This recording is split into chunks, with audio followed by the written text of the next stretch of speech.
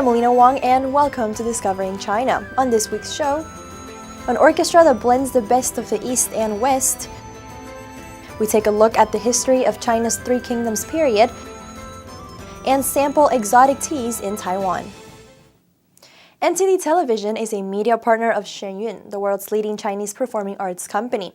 If you enjoy the music of the orchestra that accompanies Shen Yun Performing Arts, you must make your way to Carnegie Hall on Sunday, October 28th for the international debut of the Shen Yun Symphony Orchestra.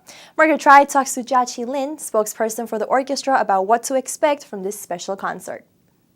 The New York-based Shen Yun Symphony Orchestra is making its international debut at Carnegie Hall on Sunday, October 28th. For those who have enjoyed the music of the Shen Yun Performing Arts, this special debut is a must-attend event. We have lots of interesting pieces presenting for the audience in Carnegie Hall this time. This special program, we have picked some of the very best pieces. Shen Yun Symphony Orchestra spokesperson Chia-Chi Lin talks about how it all began. Audience know that we appear in Shen Yun shows as like the orchestra in the pit.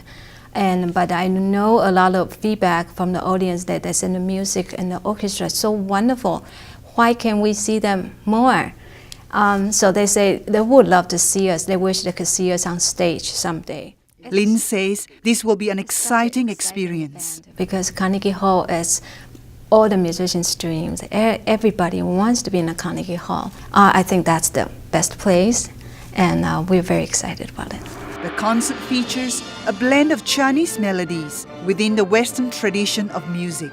Lin talks about the unique quality of the Shen Yun Symphony Orchestra. Like our orchestra is combining of Western symphony orchestra style, but we also have traditional Chinese instruments. So the composers, our own Shen Yun composers, created a very special, unique way of composing to mix the West and the East together and create a unique sound. And I think most of the audience that have first time heard this combination, they were really amazed by it, because the sound that are being created by different combinations of instruments has a very, very unique sound. Lin says the blending of Chinese and Western music traditions has never been done so successfully in the past. Blending East and West instruments together in one symphony orchestra, I think that has never been done successfully in the past. And I think our composers are able to use a special technique, and the way they compose it and mixing them together, I think has been very successful. The most important part is we are trying to get the best of Western symphony orchestra style along with the best quality of the Chinese traditional instruments. The orchestra incorporates two traditional Chinese instruments. We have erhu, which is a two-stringed instrument, and they also call the Chinese violin. And also pipa, four-string instruments as a plucking instrument. So makes that ting-tang sound, can be very powerful and can cut through the orchestra. We are going to have three erhu players play together on stage, and we have two pipa players. She tells us what to expect from the concert. But we have two premiere pieces, especially just written for the Carnegie Hall. The one is The Blooming Lotus, and the other one is Manifestation of Compassion. And those two pieces especially really for the Carnegie Hall. The concert also features several Western classical pieces from Beethoven, Vivaldi, Rimsky-Korsakov, and Tchaikovsky. It also features special performances by Shen Yun soloists. We have five singers like Geng Haolan, Huanxing, Tiange, Hongming, and Huang Biru, and they're the best singers you could ever find. The one performance-only debut at Carnegie Hall will bring a whole new experience to the world of orchestral music. China's Three Kingdoms period has been the subject of novels, movies, and video games. But behind these dramatizations lies deep cultural significance. Hedges now takes us through the history of the Three Kingdoms. At the end of the Han Dynasty, the imperial army managed to crush the Yellow Turban Rebellion. But the generals, given the task of defeating them, grew strong and saw an opportunity to seize the throne for themselves. The three key players in this quest for control over China were Cao Cao, who served as the captain of cavalry in suppressing the Yellow Turbans, Liu Bei, a distant relative of the Han imperial family, and Sun Quan, who had been known by the title the general who attacks barbarians. In 205 AD, Cao Cao became the dictator of northern China. Liu Bei's stronghold was in the area around what is modern-day Sichuan province, and Sun Quan was based in the southeast. Cao Cao had the ambition to conquer all of China. He started to march his army south. Outnumbered by Cao Cao's large army, Sun Quan and Liu Bei formed an alliance, and their forces of 50,000 soldiers met Cao Cao's 200,000 at a place called the Red Cliff on the Yangtze River in the winter of 208 AD. This battle established the power structure of the divided China for the next 50 years. The Battle of the Red Cliff started on the river. Cao Cao and his men, ill from the march south, were forced to retreat to the northern bank of the Yangtze River. Liu Bei's military strategist Zhuge Liang and Sun Quan's general Zhou Yu noted that Cao Cao's boats were moored tightly together, possibly to stop his men getting seasick. They came up with a plan to burn the fleet. However, their plan would not work unless the wind was on their side. At that time, a northwesterly wind was blowing and would blow any boats and flames back on their own armies. Zhou Yu was troubled and depressed, so Zhuge Liang wrote him a prescription. If you want to break Cao Cao's army, you should use a fire attack. Everything is prepared. All we need now is the eastern wind. Zhuge Liang was an expert in astronomy and geography.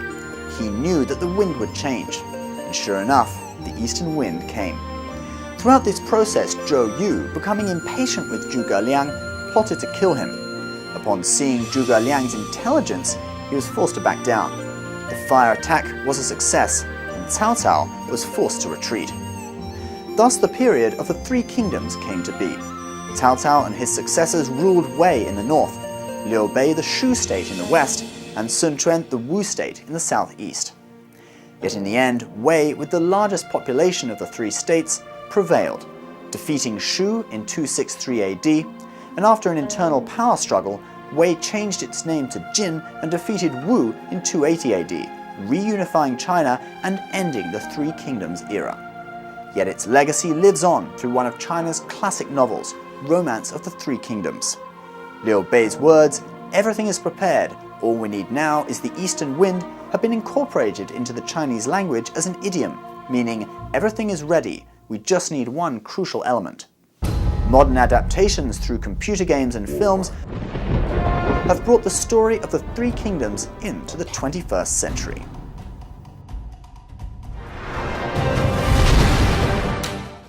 We now go to southern Taiwan, where Tibetan butter tea, a type of tea rarely exhibited at tea exhibitions, is on display for the public to try. Besides traditional Taiwanese, Japanese and Korean teas, it's the first time for Tibetan butter tea to be exhibited at the Nantou Global Tea Expo in southern Taiwan. Tibetan butter tea tastes a lot like our Taiwanese milk tea. What's different about it is that our Taiwanese milk tea is sweet, but theirs is salty and has a less greasy feeling. After drinking it, you feel really full. It complements this Tibetan barley bread, the staple food of Tibet. They have very few vegetables and fruits, so it's hard for them to get nutrition.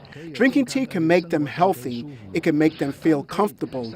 They could go 3 days without food, but they can't go a day without tea. They treat their guests very well and would certainly receive them with tea. Tea expert Li Su-zhen specially brought the art of Four Seasons tea to the exhibition. We use the spring, summer, autumn, and winter tea leaves to produce a fascinating tea. The background of drinking 1 cup of tea extends several thousand years. It has over 3,800 years of history, allowing us to feel the elegance of the tea. It's steeped in traditional culture and gives us a comfortable feeling. At a traditional wedding happy tea banquet held at the expo, the bride and groom offer tea to pay respect to their parents. Guests present tea as gifts to the bride and groom. You've worked to make your marriage a success. This is like making tea. You have to have a loving heart and patience, as it takes time. I wish these two newlyweds to forever bathe in the river of love and grow old together. Through the Nantou Global Tea Expo, tea lovers from all over the world gather together to share their tea art and ceremonies. Thanks for watching this week's Discovering China. I'm Alina Wang, and we'll be back next Friday. This weekend, NTD Television will be holding its 6th International Vocal Competition in New York.